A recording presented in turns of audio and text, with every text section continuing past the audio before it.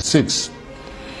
I bring to you a message of truth and freedom, for it is only the truth that can set us free from the bondages of war and propaganda, which we confuse as history. My name is Colonel Emmanuel Nwobosi. I am 80 years old. It is time to be bold. I am too old to lie. I am not afraid to die. It is time to tell you why we had to try. I am the last of the original coup plotters of January 15, 1966, with Major Chukwuma Nzogu. I knew Nzogu well. We went to school together. We trained together. We trained at Sandhurst Military Academy, UK. We lived together. Nzogu was our first head of military intelligence and uncovered terrible plans to wreak havoc across the country. We organized a group of progressive military officers to carry out a coup on 15 January 1966 to stop a jihad and bring sanity to Nigeria, steeped in nepotism, corruption, and mass murders. The government of Tafawa Balewa, controlled by the Premier of Northern Nigeria, Ahmadu Bello, were using us in the army to repress the Middle Belt and Western Nigeria. Houses and cars were burnt. Thousands were killed. There were 9 of us that planned the January 15th revolution. Majors Nzogu, Anuforo, Ifajuna, Ademoyega, Chukwuka, Okafo, Onwachwegu, and Obienu, and myself. However, 4 of us started it: Major Ifajuna and Major Ademoyega in the south, and Major Nzogu and myself in the north. We then united as a single revolution. I am the last of the 4 original revolutionaries. None published the complete truth. Only me, Colonel Emmanuel Nwobosi, is alive today to tell the final truth, so that the lies will not triumph forever. They used us to repress the Middle Belt and the Yorubas. When we saw genocide, we began to disobey orders and swore to stop them. For instance, Major Chris Anoforo refused to release mass murderers caught with weapons and was court-martialed. He was replaced by Major Hassan Katsina, a northern Muslim willing to act. I was in Abeokuta, but refused to repress Yorubas. Instead, I opened our barracks as a safe place for them to run to. They told many lies about the January 15 boys to justify their genocide, but it is those of us that planned the revolution that they should have killed, not the 3 million innocent Biafrans that knew nothing. For years, I kept quiet, blaming myself and wondering whether at 27 I was too radical, that my actions led to the death of millions.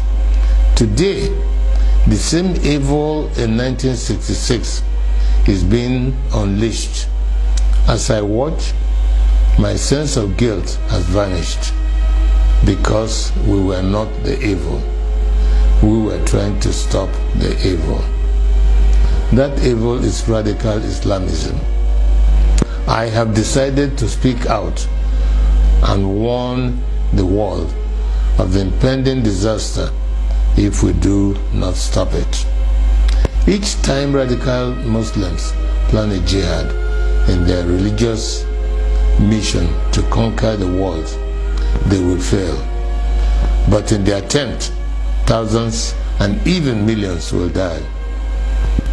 That happened to us in Biafra. At this point, let me differentiate between peaceful, law-abiding Muslims and radical Muslims who want to kill others, to force their religion on them. The problem is that wherever peaceful Muslims are, there are some radical Muslims amongst them. That is why they began a jihad in 1966. That is why we had to stop it. That is why they killed millions of our people. That is why we declared Biafra. Because we are a peaceful people, and oil and water can never mix. My story is a warning to Nigerians.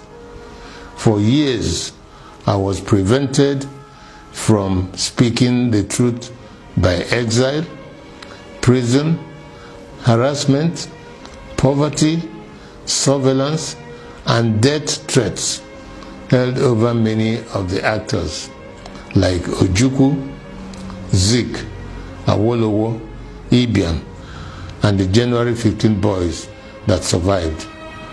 But as I watch today, many of the events that led to the revolution are happening again, like Boko Haram, Fulani militia, Niger Delta militants, Shiites, IPOB, and mass murders. Some people think we acted wrongly in carrying out the January 15th revolution, but they may not be fully aware of the realities then. We were trained by the British to be patriotic, to give the ultimate sacrifice for Nigeria, and to stop anyone acting against the nation. Instead of our leaders using us to defend Nigeria, they were using us to suppress the citizens. We decided to arrest them for their atrocities because no one was willing to act. Not Zik, the president, who was powerless, not Ironsi, the head of state of the army, who was a conservative. There were many reasons why we had to act. One, to stop the killings in Yoruba land and the Middle Belt by NPC, the ruling party. Two, to stop the invasion of Yoruba land on 17 January 1966. Three, to correct the massive rigging of the 1964 elections. Four, to free Awolowo from prison and make him the prime minister. Five, to stop the terrible corruption, nepotism, and regionalism of the NPC, the ruling party. Five, to stop Ahmadu Bello's planned jihad. It was good that we acted to save the Yoruba and the Middle Belt people, and we thought that was enough to stop the jihad. We could not foresee that they will massively attack innocent Igbos. Blame those who decided to massacre our people for their evil. Today, we are fighting Buhari. He is killing Shiite Muslims and IPOB members. With the benefit of hindsight, we can see other ways of dealing with such evil. But for us in 1966, we just wanted to save the people from massacre. I wish to congratulate Nnamdi Kanu and IPOB for the good work they are doing to free our people from Nigeria and radical Islamism. Many of our people do not understand how vast IPOB is as an organization and the quality of the people that run it. On arrival in Israel, I started meeting high-quality professionals, and I was amazed.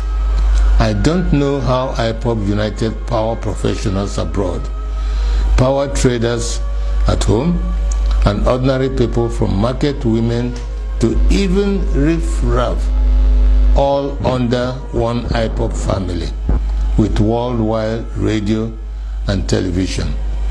Every Igbo and Biafran should be proud of them. They are the strongest force we have today to achieve freedom for all Nigerians. No wonder they can take on the Nigerian government and win. However, it is money that makes things work. I shall donate 10% of all the profits of my new book to IPOB. It is my tithe to freedom. Tithing is God's tax to raise money for the government of the children of God. I urge you all to regularly do the same so we can have the resources to achieve our objectives. On this day of 15th January 2019, the anniversary of our revolution, I want to hand over to Nnamdi Kanu and IPOB the baton of the January 15 boys. To you, to complete the revolution we started. I am Emmanuel Nwobosi, a chief and elder of the Nwobosi people. I bring to you the blessings of the ancients. I fought for Biafra. I was wounded for Biafra. I shall die for Biafra. He said,